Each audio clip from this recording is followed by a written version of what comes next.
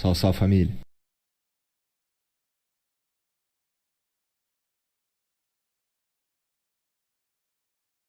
Não, na minha opinião, ninguém agora está ainda na glória com Deus. Até um dos textos que muita gente pensa que promete a vida eterna é o texto do ladrão na cruz, onde Jesus falou, em verdade digo que hoje estás comigo no paraíso. A minha tese de doutorado na Universidade Católica foi sobre o grego desse texto. E eu descobri uma regra do grego ali, que quando o advérbio está entre dois verbos, ele qualifica o verbo da antecedência. E no grego, quando diz amen soi lego, met semeron esse ento paradeiso, em verdade digo, hoje estás comigo no paraíso, não é que hoje ele iria para o paraíso. Hoje, enquanto eu te declaro isso, você vai comigo para o paraíso. Que era uma expressão idiomática do hebraico e do aramaico da época de Jesus. Estou dando um resumo assim, mas eu respeito as divergências de pensamento. Tem uma... A verdade é que a gente não tem essa certeza. Eu estou falando pela leitura bíblica, né? E a Bíblia proíbe consultar os mortos. A Bíblia fala que isso é abominação, Senhor. Quando Deus deu a ordem para os hebreus, falou assim, não haverá entre vocês quem consulte os mortos. Os mortos não sabem coisa nenhuma. Para eles tudo jaz no esquecimento. Não é? Agora, eu estou apresentando essa minha posição aqui, mas eu quero deixar claro uma coisa. Tem uma frase, ela já foi atribuída a Santo Agostinho, já foi atribuída a Tertuliano. É difícil saber quem que é o autor de fato dela, mas eu vou citá-la, independente do autor, que ela é muito boa. Fala o seguinte, no essencial, unidade. No não essencial, diversidade. Em tudo, caridade. É assim que eu lido com a minha teologia. Tem coisas para mim que são essenciais, não está na mesa de discussão. Saindo da teologia para o mundo real. Se você quiser ter comigo uma opinião política, eu gosto do Bolsonaro, eu não gosto do Bolsonaro. Tudo bem. Agora, não está na mesa de discussão se o nazismo é uma coisa boa ou ruim. É verdade. Não, desculpa, isso aí nem me chama, porque não está na mesa da discussão. Sim, o assassinato. O assassinato, estupro, legalizar o estupro, nem existe. Então, no essencial, você não pode ter o direito de ter sua opinião. No essencial, unidade. Porque quem está fora daquilo está louco. No que não é essencial, diversidade. Um vai ser de direita, outro vai ser de esquerda, um vai ser PMDB, outro vai ser PDT. Diversidade. Em tudo, caridade. E como eu sei que nem todas as coisas ainda foram reveladas, porque Paulo fala isso, hoje nós vemos como por um espelho de maneira obscura, mas quando ele vier, o que hoje conhecemos em parte, esse ia gostar disso, que é aquele que você falou da ciência lá, até o Renato Russo fez aquela música baseada no 1 Coríntios 13, né? Ainda que eu falasse dos anjos e dos homens, tem uma parte que Paulo fala o seguinte, hoje eu conheço em parte, mas quando ele vier, eu o conhecerei como também serei conhecido.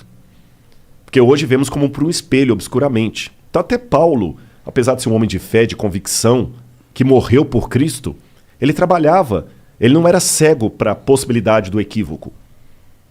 Vocês estão entendendo? Então quer dizer, hoje eu sou muito sincero naquilo que eu creio.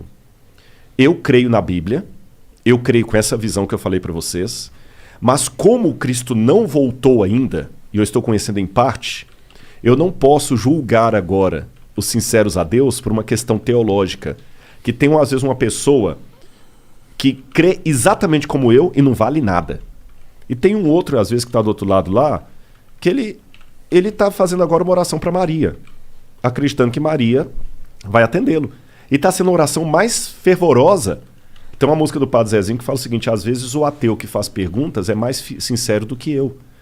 Então, hoje, até que tudo se esclareça, você não pode julgar as pessoas pela crença teológica que elas apresentam. Isso não significa, deixando claro, isso não significa que eu não deva me posicionar teologicamente.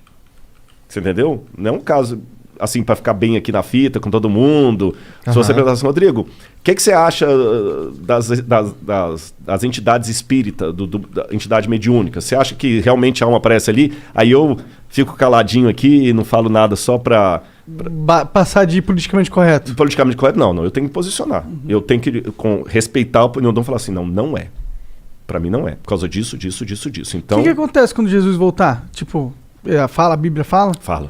O que acontece exatamente? Bom, em primeiro lugar, a Bíblia fala que será um acontecimento extraordinário. Ele virá nas nuvens do céu com poder e grande glória. Todos os anjos virão com ele.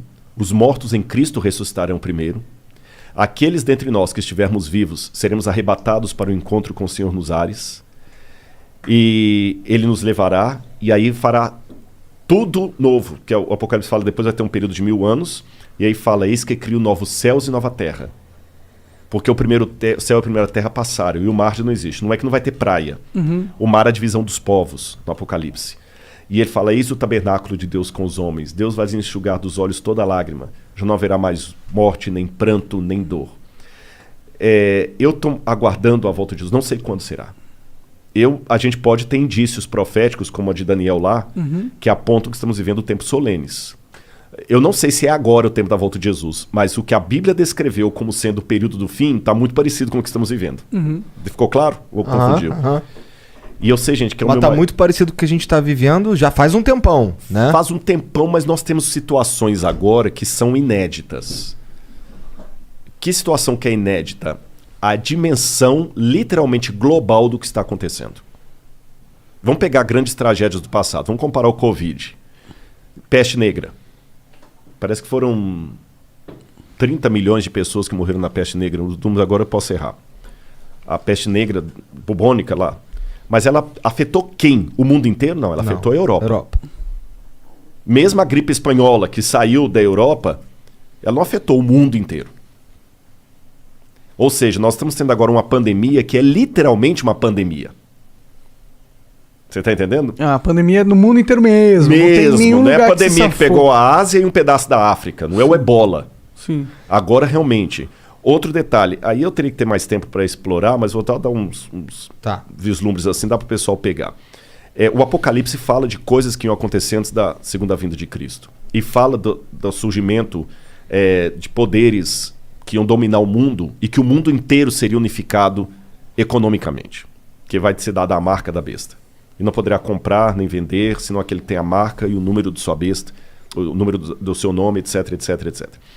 E muita gente coloca interpretações a despeito do que eu falei de respeitar o diferente, mas tem coisa que beira a insanidade mental. Eu já vi gente, por exemplo, sendo contra aquele... Sabe antes de... Tô ligado. O cheque de... O termômetro, né? O termômetro lá, porque fala que é no pulso e na testa, então a marca da... Pô, não é por aí. Nos anos 60 tinha um cara falando que a besta do Apocalipse era a TV e que as duas anteninhas eram os dois chifres da besta. Pô, não tem nada a ver. Então, eu acho que não é por aí que a coisa vai. Mas quando você faz um estudo da Bíblia mais sério, você vê que ali falava que ia chegar um tempo em que o mundo inteiro ia estar unificado economicamente.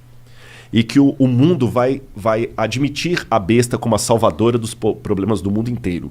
Então não pode ser uma Roma que dominou apenas Europa e África e Ásia.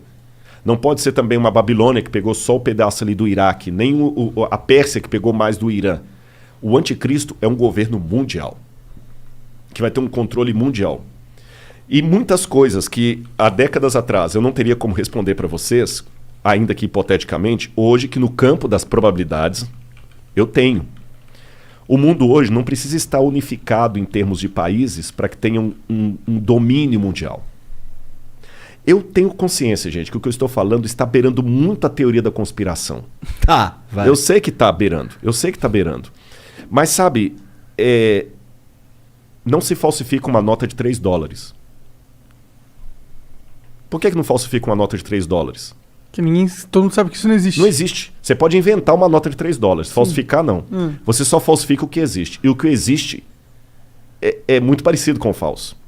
Então, olha como é que nós estamos num grande conflito cósmico entre as forças do bem e do mal.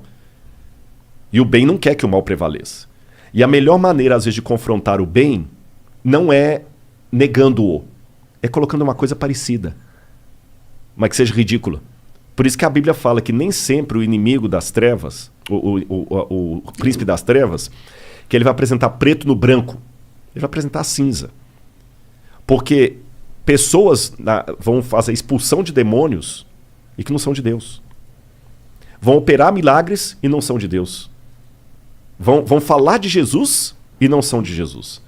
Então, por exemplo, vou dar um exemplo para vocês. Se a Bíblia é um livro sério, como eu estou falando, mas chega o camarada e começa a fazer um monte de falcatrua. Tem um camarada na internet aí chamado Neuromágico. Não sei se é brasileiro? Brasileiro. É um cara legal pra vocês trazer aqui. Eu acho que ele é ateu, não sei, deduzo. Deduzo que ele é ateu. Ele fala de maneira respeitosa, mas ele duvida de tudo enquanto Ele é cético. É cético de tudo. Eu vejo bacana o canal dele ali e tudo e tal. Eu acho que ele é ateu, não tenho certeza. Mas ele pega, às vezes, alguns pastores que o camarada vai lá e fala assim, olha, eu tenho o dom do espírito, né? Como é que eu sei? Eu sei aqui, ó, Igor. Tem algum Igor aqui? Aí você começa a levantar. Pois é, Igor. Saiba que hoje o Senhor vai te visitar. E começa a falar coisas. Tá me vindo aqui na minha mente a rua tal, tal, tal. Aí esse neuromágico mostra que depois desmascararam que era a mulher do cara que tava lá no Facebook Pesquisando. pegando os dados do Igor e passando no ponto pra ele. Você tá entendendo?